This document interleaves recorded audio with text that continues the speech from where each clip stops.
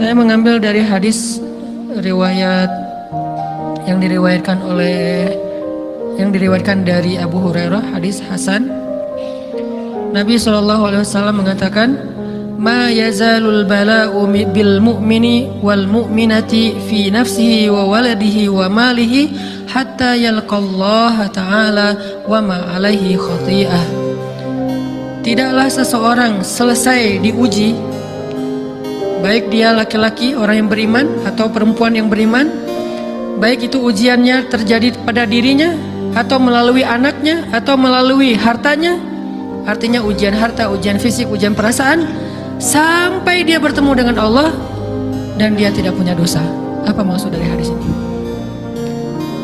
Ujian itu tidak akan berakhir kecuali kalau dosa kita sudah habis.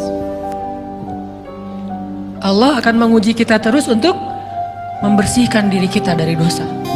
Sehingga yang harus kita coba bangun awareness dalam diri kita kalau lagi diuji, Allah pengen membersihkan dosa saya nih. Sehingga kita ridho dengan ujian, bukan ikhlas ya. Kalau ikhlas ibadah, kalau ujian ridho, rela. Saya ridho ya Allah, walaupun ini berat. Saya ridho ya Allah, walaupun saya berharap Engkau beri jalan keluar. Saya ridho ya Allah, walaupun saya berharap ditolong oleh Allah. Tapi tetap ridho diberikan ujian itu, sambil berdoa diberikan jalan keluar, ditolong, diberikan keajaiban. Cuman gak mau mengeluh. Dan berdoa meminta jalan keluar bukan mengeluh, itu ibadah. Berdoa itu ibadah dalam Islam. Sehingga Allah suka banget sama hamba yang berdoa. Allah suka dengan hamba yang curhat.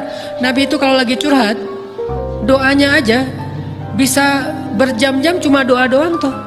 Kayak hadis Aisyah pas lagi cemburu malam-malam kan, Aisyah lagi tidur, ini jatah malamnya Aisyah. Tiba-tiba dia nyari-nyari raba-raba, Nabi nggak ada, dicari di kamar mandi nggak ada. Biasanya Nabi sholat di sebelah Aisyah. Wah, curiga nih, jangan-jangan ke rumah si Fulan. Dicari ke rumahnya, ditelepon nggak aktif, mungkin lagi dicas, datang ke rumahnya. Ketuk pintu. Hafsah, Nabi di rumah kamu enggak? Enggak Aisyah, beneran. Cari ke rumah Sofia. Sofia, Nabi di sini enggak? Enggak, beneran. Cari ke rumah Maria. Maria di sini enggak Nabi? Enggak. Kemana ya Nabi? Rumah istri-istri yang lain enggak ada. Pas balik ke rumahnya, ngelewat masjid, ngelihat Nabi lagi sujud di Masjid Nabawi di mihrab, dan Aisyah mendengar Nabi menangis sambil berdoa, dan sujudnya itu seperti membaca satu juz Al-Quran. Dan itu isinya doa nangis. Robbi. Jadi kalau kita katakan gak usah banyak berdoa sama Allah, malu. Justru Allah suka kepada hamba yang berdoa. Justru sebaliknya, kalau kita jarang berdoa atau enggan berdoa, buat Allah itu orang sombong. Allah gak suka hamba kayak gitu. Kamu gak butuh saya. Sama kayak kita lagi ada masalah, punya teman yang punya kelebihan harta, terus kita kayak bingung gitu nyari kesana kemari pinjaman, dia gak dikasih tahu. Pas dia tahu dari orang lain, dia ngomong apa? Kamu gak nganggap saya ya? Emangnya saya bukan teman kamu? Kok kamu punya masalah keuangan tapi saya nggak dikasih tahu, malah saya tahu dia dari orang lain? Tersinggung kan? Kalau teman kita aja tersinggung, apalagi Allah. Kamu punya masalah kok nggak ngomong ke saya, wahai hambaku? Bukan berarti Allah nggak tahu. Allah tahu, cuman Allah berhak, bukan ingin ya, berhak untuk dilibatkan. Allah berhak untuk dicurhatin. Allah berhak untuk dijadikan tempat kita untuk habis-habisan menangis dan melampiaskan masalah kita kepada Allah dalam bentuk curhat-curhat dan doa. Sehingga kalau kita berdoa, ya Rabbi, Allah langsung inni qarib, mendekat Allah kepada kita. Jadi teman-teman yang dirahmati Allah, kalau kita punya masalah, kita coba bangun awareness, oh Allah pengen membersihkan dosa-dosa saya nih. Terus kita berdoa, ya Allah bantu saya, Allah tolonglah saya, istighfar. Saya kadang-kadang ngerasa nih, kalau ada dosa, ada kesalahan, ada kekeliruan yang saya lakukan misalnya gitu, kalau saya nggak kuat istighfarnya, bentar lagi akan diuji sama Allah. Ujinya macam-macam. Alhamdulillahnya ujiannya masih ketahan. Pasti diuji sama Allah. Kalau istighfarnya nggak kuat, taubatnya tuh nggak kuat, langsung diuji sama Allah. Dan saya langsung sadar, oh benar, berarti yang tadi ini lagi dihapus sama Allah nih. Perkencang lagi, perkuat lagi istighfar. Kenapa? Karena kalau istighfar kita kuat, berarti kan dosa kita dihapus dengan istighfar ya.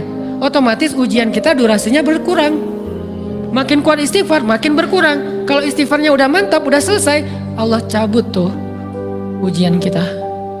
Diganti dengan kebaikan.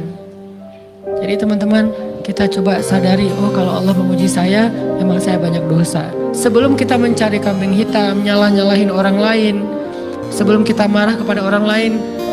Kadang wajar kita marah kepada orang lain gara-gara ucapannya, komennya, teks dari dia, wajar. Tapi sebelum itu marah dulu kepada diri kita atas dosa dan kesalahan kita yang baru saja kita lakukan, atau yang dulu kita lakuin dan belum benar-benar kita tinggalkan.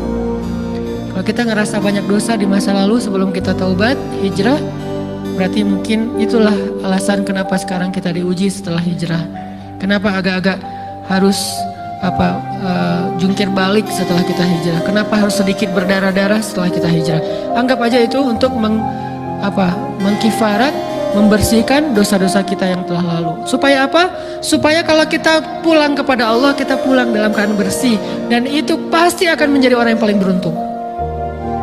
Daripada nanti diberesin di akhirat, mending diberesin di dunia kan? Soalnya kalau diberesin di akhirat itu lebih berat.